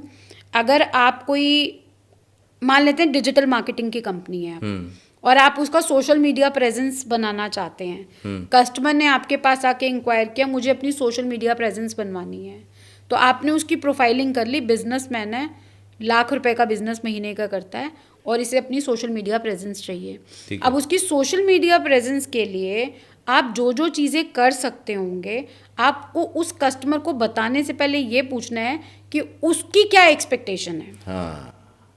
वो क्या क्या चाहता है। वो चाहता है राज शमामी के पॉडकास्ट में बैठ जाऊँ, ₹1,00,000 मैं कमाता हूँ, संभव ही नहीं है, संभव ही नहीं है। वो ये चाहता है कि मेरी हर महीने एड्स चलें, हर जगह पे मेरे 10 पॉडकास्ट करा दो, और खर्च करना है वही। उसका महीने का गल्ला जो खुद बिजनेस करता है वो ₹1,00,000 का बिजनेस करता है, 5-7 हज़ार रुपए खर्च कर पाएगा। अब ऐसे कस्टमर को हमारी टीम बोलती है, हमने प्रपोजल भेज रखा है, पाइपलाइन में है, कस्टमर हॉट है, लेना चाहता है। भाई वो तो लेना चाहेगा ही ना, 5,000 रुपए में तो वो सब चाहेगा, तुम दे थोड़ी सकते हो उससे 5,000 रुपए में, समझ रही हैं? यहाँ फाउंडर बेवकूफ बनता है। हाँ। फाउंडर को ये दिखता है कि कोटेशन गया हुआ है, उधर से वो बंदा बात कर रहा होता है, ये दो चीज दिखती है। हाँ। कोटेशन गया हुआ है, बंदा बात कर रहा है, ये दिखता ही नहीं कि उसकी हैसियत से ज्यादा का कोटेशन हमने भेज दिया है, Correct. जो कभी इंटरटेन नहीं करेगा, 1 महीने 1.5 महीने बाद वो मना कर देगा। जी। तो वो लीड तो डे 1 में ही बेकार थी। आपको उस पर टाइम स्पेंड नहीं करना चाहिए था। आपको उसको 5,000 रुपए का कोई जो आपका डिजिटल मार्केटिंग का कुछ भी प्रोडक्ट होगा, आपको उसको बता के ब्रोशर दे के उसे बता देना चाहिए था, और वो क्लोज भी हो जाता। वो प्रपोजल तक बात ही नहीं जाती, वो क्लोज भी हो जाता, क्योंकि आपने उसे सपना दिखाया इतना बड़ा। हम 10 पॉडकास्ट कराते हैं, हम आपके इंटरव्यूज कराते हैं, हम आपकी वेबसाइट बनाते हैं, वो तो कहेगा हाँ बना दो, सब कर दो, सब कर दो। और कहीं भी ये भी सोच सकता है यार ये सब नहीं कराऊंगा तो रिजल्ट नहीं मिलेगा, तो 5,000 का भी नहीं देगा। 5,000 भी नहीं। अब आपने सपना उसका इतना बड़ा कर दिया। तो हमेशा मैं कहती हूँ, जब भी आपकी कस्टमर के साथ कॉल शुरू हो या कंसल्टेटिव कॉल शुरू हो, 2 चीज़ें सबसे पहले पकड़ लो। कस्टमर करता क्या है, कमाता क्या है, और ये किस कैटेगरी का है, बिजनेसमैन है, स्टूडेंट है, एंटरप्रेन्योर है। अगर बिजनेसमैन भी है तो किस स्टार्टअप है, बिजनेस में ग्रोथ कर चुका है, या फिर वो अपने बिजनेस को रिवैम्प करना चाहता है, एक नया प्रोडक्ट लाइन ऐड करना चाहता है। जिस टीम मेंबर ने अपने इन चेक्स को ओपन रखा कॉल के टाइम पे, वो कभी भी इधर उधर के कस्टमर से बात नहीं करेगा, वो सही कस्टमर को सही चीज़ बताएगा, और आपकी जो प्रपोजल जाएंगे वो सही जाएंगे। बहुत बड़ी बात है, आप लोगों को मार्क करना चाहिए इस बात को कि कई बार ऐसा होता है हम अपनी ही बात कहते हैं, सामने वाले की सुनते ही नहीं, हमें पता ही नहीं कि उसकी हैसियत कितने की है, और हमने जो मानक तय कर रखा है उसी मानक पे हमने कोटेशन आगे भेज दिया। सपोज करो कि कोई कंपनी ये कहती है कि हम 35,000 से नीचे काम नहीं उठाएंगे, और उसके पास जो आया उसकी हैसियत ही नहीं है 35,000 देने की, लेकिन वो सीधे ब्लंट तरीके से आपको मना नहीं कर पा रहा है, तो आपका टाइम जा रहा है। बहुत इंपॉर्टेंट चीज़ है ये। अच्छा ठीक है, ये तो आपने मुझे बता दिया। मैं ज़रा ये भी जानना चाहूँगा कि कई जगहों पे होता क्या कि लीड आ जाती है खूब पहले से पड़ी हुई है, उसमें इस तरह की भी लीड होती है जो कहते हैं अच्छा मैं बताता हूँ ये है वो। अब उसमें फॉलोअप लोग करते रहते हैं, फॉलोअप में कोई कन्वर्जन निकल के नहीं आता, तो फॉलोअप का भी कोई तरीका होता है क्या? जी सर, पहले ज़माने में जब मैं सेल्स में थी 28 साल पहले, उस टाइम पे फॉलोअप को तो हमें मैनुअली करना पड़ता था। आज की डेट में आपके पास ऑटोमेशंस इतने अवेलेबल हैं कि डिस्पोजिशंस हैं लीड्स के। फॉर एग्जांपल 5 तरीके के डिस्पोजिशन है। या तो ये हॉट कस्टमर है, लेने ही वाला है, कोल्ड है, थोड़ा टाइम लेगा, कॉल बैक है, अभी बात नहीं हुई है, थोड़ी बहुत बात हुई है, कस्टमर ने दोबारा कॉल करने को बोला है, या फिर ये कस्टमर रिंगिंग कस्टमर है जो कब से कॉल कर रहे हैं उठा ही नहीं रहा। अब जो हॉट कस्टमर होता है आपका, उस कस्टमर को आपको इमीडिएटली क्लोज करना होता है, क्योंकि वो 2 से 3 दिन में क्लोज भी हो जाता है। ठीक है। तो वहाँ आपका फॉलोअप बहुत स्ट्रांग रहता है। वहाँ पे सिर्फ आपका प्राइस नेगोशिएशन पे बात चल रही होती है, या कस्टमर ये बोलता है कि अभी मैं ट्रैवल कर रहा हूँ, पेमेंट लिंक भेज दो मेरे को, मैं 2 दिन में पे कर दूंगा, तो वो हॉट में मार्क हो जाता है। कोल्ड कस्टमर जो होता है और जो कॉल बैक वाले कस्टमर्स होते हैं ना, इनमें आपको सबसे ज़्यादा फॉलोअप करने पड़ते हैं। और फॉलोअप का मैकेनिज्म ये होता है कि आज की डेट में कंटेंट मार्केटिंग चल रही है। कंटेंट मार्केटिंग की फॉलोअप की फनल्स चलती हैं सर, जिसमें आपने कस्टमर से बात की, कस्टमर ने बोला मैं 15 दिन बाद सोच के बताऊंगा, तो कस्टमर को पहला जो कॉल रखने के बाद कंटेंट जाता है, उसमें कस्टमर को ये दिखाया जाता है कि हमारे इतने सारे कस्टमर्स हैं, टेस्टिमोनियल्स जिसे कहते हैं, इन्होंने हमारा प्रोग्राम लिया और आज ये हमारे बारे में क्या बोल रहे हैं। आपने सुना होगा कि टेस्टिमोनियल आता है कि मैं सर्वेश जी की कंपनी से जुड़ा, मेरे बिजनेस में इतनी ग्रोथ है, इसे टेस्टिमोनियल कहते हैं। ठीक है। तो जो कस्टमर कह रहा है कि मैं 15 दिन बाद बताऊंगा, दैट मीन्स उसका इंटेंट है, पर ये कस्टमर लेने में अभी संकोच कर रहा है। आपने प्राइसिंग बता दी, पैसे का भी उसे कोई कंसर्न नहीं है, राइट? उसको कंसर्न ये है कि ये प्रोडक्ट मेरे लिए कैसे यूजफुल है, दैट मीन्स वो डिसाइड करने में टाइम ले रहा है। तो ऐसे कस्टमर से फॉलोअप के लिए आपके पास CRM होता है, उसमें कंटेंट मार्केटिंग का ऑटोमेशन होता है।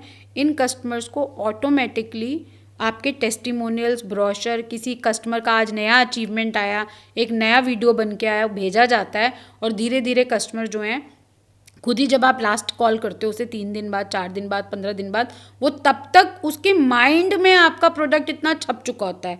एग्जाम्पल के तौर पे बताती हूँ, अगर आप फ्लिपकार्ट पे या नायका पे कोई एक प्रोडक्ट चूज़ करते हो, उसकी रीमार्केटिंग होती रहती है। उसको आप कार्ट में डाल देते हो।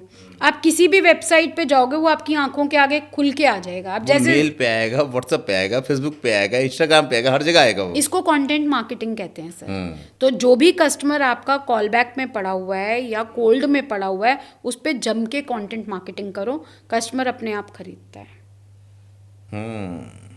अच्छा, हाई टिकट जो डील होती हैं जी। उनको भी क्लोज करने का कोई फ्रेमवर्क होता है क्या, कोई तरीका होता है? हाँ सर, बिल्कुल या उनको भी होता है। जनरल की तरह ही आप पिच कर नहीं देते नहीं हो? सर, हाई टिकट क्लोज करने के लिए जो आपके टीम मेंबर्स होते हैं उनको प्री होमवर्क करना पड़ता है। ओके। अगर मैं किसी का हाई टिकट क्लोज करने जा रही हूँ तो टिकट क्लोज कर, मेरी और आपकी अगर मीटिंग होने वाली है सर, आपके साथ मीटिंग से पहले me as a sales person आपकी कंपनी की पूरी इन्फॉर्मेशन गैदर करूँगी कि आपकी कंपनी क्या करती है, कितने लोगों की कंपनी है, लास्ट ईयर आपने कितना रेवेन्यू किया, इस साल आपका क्या रेवेन्यू चल रहा है, आपकी कंपनी का टू एन एक्सटेंट जो आपने बैलेंस शीट या पीएनएल डाल रखा है अपना लास्ट ईयर का, वो आपने कितना मुनाफा कमाया और कंपनी के बोर्ड ऑफ डायरेक्टर्स क्या, मतलब मुझे एंड टू एंड आपकी कंपनी की पूरी इन्फॉर्मेशन होनी चाहिए। फिर आपके साथ आपके मार्केट के अंदर जो कॉम्पिटिटर्स बैठे हुए हैं वो क्या कर रहे हैं, वो कितना अच्छा कर पा रहे हैं, उन्होंने क्या चीज़ें कर रखी हैं, वो कहाँ मिस करें, वो भी पूरी इन्फॉर्मेशन होनी चाहिए। तो जब मैं आपके पास अपने प्रोडक्ट को पिच करने जाऊंगी तो मैं आपको पूरा एक मार्केट बताऊंगी, आप कहाँ स्टैंड कर रहे हैं, आपके कॉम्पिटिटर्स कहाँ स्टैंड कर रहे हैं, हम एज ए प्रोडक्ट कंपनी आपकी कहाँ हेल्प करने वाले हैं, आपको यहाँ से कहाँ लेके जाने वाले हैं, और इस पे हम आपको क्या क्या सॉल्यूशंस देने वाले हैं। जो सीधा एक बात करता है ना, सर हमारा 15 लाख का प्रोडक्ट है, आप ले लीजिए, हम आपको ये देंगे वो देंगे वो देंगे, वो आप सेल कर रहे हो, आप बेच रहे हो। मार्केट खरीदना चाहती है, आपको बेचना नहीं आता। आजकल तो मुझे लगता है कि चीज़ों को इमोशन से जोड़ करके आप ज़्यादा वो कर सकते हो। आप बिल्कुल सही कह रहे हो कि हर चीज़ के लिए अलग अलग पैतरे अपनाने पड़ेंगे। मतलब आप ये समझो कि मैं एक ऐसे विषय पे बात कर रहा हूँ कि 1.25 घंटा मैं बात कर चुका हूँ और मुझे लग रहा है कि अभी हमने इसको थोड़ी देर पहले शुरू किया है। उसकी 2 वजह हैं। एक तो हम पैसे पे बात कर रहे हैं, लोग पैसा बनाना चाहते हैं, बचाना चाहते हैं, ये करना चाहते हैं, लेकिन पैसा किस रास्ते से आता है कभी नहीं समझना चाहते, क्योंकि दिमाग लगाना पड़ता है उसमें और उसमें पेन होता है। चलते चलते 1-2 सवाल मैं आपसे करूंगा और मुझे लगता है कि ये एक बार में कंप्लीट होने वाला विषय नहीं है। हमारे दर्शकों को पार्ट 2 भी चाहिए, 3 भी चाहिए, हो सकता है 7 डे सीरीज भी मांगे, तो वो मैं दर्शकों पे ही छोड़ूंगा। अगर आपको बिजनेस करने वालों से कुछ कहना हो या जो कुछ जीवन में करना चाहते हैं, शुरू करना चाहते हैं, और आप अपने 28 साल के निचोड़ को अगर उनको देना चाहें तो उनसे क्या कहेंगे कि भाई बिजनेस शुरू करने से पहले ये तैयारी कर लेना, वरना मत उतरना, क्योंकि बिजनेस एक जंग है। जी। अगर आप बिजनेस में उतरना चाहते हैं, बिजनेस करना चाहते हैं, तो याद रखिएगा कि एक जंग का मैदान है। हर रोज कुआं खोदना है, हर रोज पानी लेके आना है, हर रोज मार धाड़ है। आपको मेंटली सबसे पहले अपने आप को प्रिपेयर करना है कि पहले दिन से धंधा नहीं आता है। ये एक इन्वेस्टमेंट का गेम है, आपको अपने बिजनेस में इन्वेस्टमेंट करनी है। आपको लोगों पे इन्वेस्ट करना है, प्रोडक्ट पे इन्वेस्ट करना है, टीम्स पे इन्वेस्ट करना है। पैसा जाने वाला है बहुत सारा, लेकिन अगर आपने अपने धंधे को सही से पकड़ के चला, जो मैंने स्टेप्स आपको बताए हैं, तो बिजनेस ग्रो होगा ही होगा। पर 1 महीने में, 2 महीने में कोई भी बिजनेस पहले महीने से ग्रो नहीं हो पाता। तो संयम रखिए। बिजनेस जितने भी लोगों ने बनाए हैं उन सब लोगों ने बहुत मेहनत की है, बहुत फेलियर्स देखे हैं, फेलियर से सीखे हैं, उसके बाद वो आगे बढ़े हैं। तो अगर आपके पास बिजनेस की कोई नॉलेज नहीं है तो बहुत सारे कंसल्टेंट्स बैठे हैं, उनसे कंसल्टेंसी लीजिए, फिर बिजनेस शुरू कीजिए। अगर आपके घर में बड़े बूढ़े बैठे हैं उनसे नॉलेज लीजिए, तब बिजनेस शुरू कीजिए। लेकिन एक चीज़ फॉर श्योर है, बिजनेस एक दिन में खड़ा नहीं होता है। तो मुझे लगता है कि आज आपको वो सब मिला होगा जिसके लिए आप परेशान होंगे, खासकर वो सारे लोग जो बिजनेस करते हैं, सेल्स करते हैं, सेल्स की जॉब करते हैं, दुकान चलाते हैं, स्टार्टअप है उनका, फ्रेंचाइजी है उनका, कुछ भी इस तरह का जो पैसा जनरेट करना चाहते हैं, उनके तमाम सवालों का जवाब उनको मिल गया होगा। एक बात और कि वाई निधि अनेजा, निधि अनेजा को हमने क्यों चुना, तो मैं आपको बता दूं, जान के हैरान रह जाएंगे। कई बार जो चीज़ें दिखती हैं उस पर कभी नहीं जाना चाहिए। निधि अनेजा जी का परिवार सेटल है क्योंकि इनका अपना बिजनेस भी है और आयरा स्किल्स की ये CEO भी हैं। बच्चा फॉरेन में पढ़ता है, दूसरा बच्चा यहाँ है। वैसे परिवार डिस्क्लोज नहीं करना चाहिए, लेकिन वो मैं सिर्फ इसलिए बता रहा हूँ क्योंकि जो दर्शक होता है ना, वो हर बार ये पूछता है भाई जिसको लेकर के आप आए हो उनकी अपनी हैसियत क्या है या उन्होंने क्या अचीव किया है। 28 साल का सेल्स का एक्सपीरियंस, अब तो वो ट्रेनर भी हैं, सीईओ भी हैं, तो बहुत कुछ है। तो मेरा ये कहने का मतलब है कि जब हम बात करते हैं और उस बात से अगर आपकी समस्याओं का समाधान मिलता है तो वो कोई भी हो बताने वाला, अगर वो आपके काम की है तो आपको एक्सेप्ट कर लेना चाहिए। दूसरी बात, इस बार तो मैं 100% श्योर हूँ, क्योंकि मुझे खुद भी लग रहा है कि बहुत सी ऐसी चीज़ें हैं जो पूछना बाकी रह गया, क्योंकि कुछ विषय ऐसे होते हैं जो अनंत होते हैं, जिसमें बड़ी काम करने की संभावनाएं होती हैं, बहुत कुछ जानने की संभावनाएं होती हैं। क्योंकि जो लोग लाख का टर्नओवर कर रहे होंगे, कुछ 10 लाख का कर रहे होंगे, कुछ करोड़ का कर रहे होंगे, कुछ अरब का कर रहे होंगे, कुछ खरब का कर रहे होंगे, और हर बिजनेसमैन की और हर बिजनेस स्टडी में तमाम फार्मूले लगते हैं, जिसको समझने और सुलझाने बैठें तो जाने कितने एपिसोड तैयार हो जाएंगे। फिर भी उन लोगों के लिए जिन्हें लगता है 100 करोड़, 200 करोड़, 500 करोड़, 1000 करोड़, 10,000 करोड़ तक का काम करना है, तो ऐसी कंपनियों में निधि जी ने काम किया है। मैंने शुरू में इंट्रो में कुछ नाम लिए थे। तो मुझे लगता है कि बहुत से ऐसे स्पेस अभी हैं कि हम पार्ट 2 भी रिकॉर्ड कर सकते हैं और 7 डेज सीरीज भी, लेकिन उसके लिए वोटिंग आपकी होनी चाहिए, और वो वोटिंग होगी कमेंट में। जब आप ये कहेंगे कि कमेंट में किन विषयों पे आपको पॉडकास्ट चाहिए या शो चाहिए या सीरीज चाहिए, तो मैं फिर निधि जी से ये रिक्वेस्ट करूंगा कि हम साथ में बैठें और उन बातों पे बात करें जिससे स्थिति आपकी बदल सके, ज्ञान मेरा भी बढ़ सके। और अगर ऐसा होता है तो यकीन मानिए हम दोनों मतलब मैं और आप, क्योंकि आप मेरे दर्शक हैं, मुझे प्यार करते हैं और मैं आप लोगों से प्यार करता हूं, जिसके लिए ये एपिसोड रिकॉर्ड करता हूं। हम दोनों तरक्की करेंगे। तो वोटिंग करिए कमेंट बॉक्स में। वोटिंग का मतलब लिखिए क्या चाहते हैं, और ये भी लिखिएगा कि किन सवालों के जवाब चाहते हैं इस बार। सिर्फ अच्छा, बहुत अच्छा, ये वो नहीं, बल्कि ये भी लिखिएगा कि मुझे ये भी बताएं, वो भी बताएं। बात करने में आसानी होगी, मैं आपके सवालों को लूँगा। तो एक बार फिर से हम लोग निधि जी का जो है धन्यवाद देते हैं, और अंत में फिर वही मैं कहूँगा, क्योंकि मैं बोलता रहूँगा तो बोलता रहूँगा, आप सुनते रहेंगे तो सुनते रहेंगे, लेकिन समय की सीमा की वजह से इसे रोकना है। अंत में फिर वही कहूँगा जो हर बार कहता हूँ कि आप इंतज़ार करिए एक नए एपिसोड का, और मैं इंतज़ार करता हूँ एक नए गेस्ट का।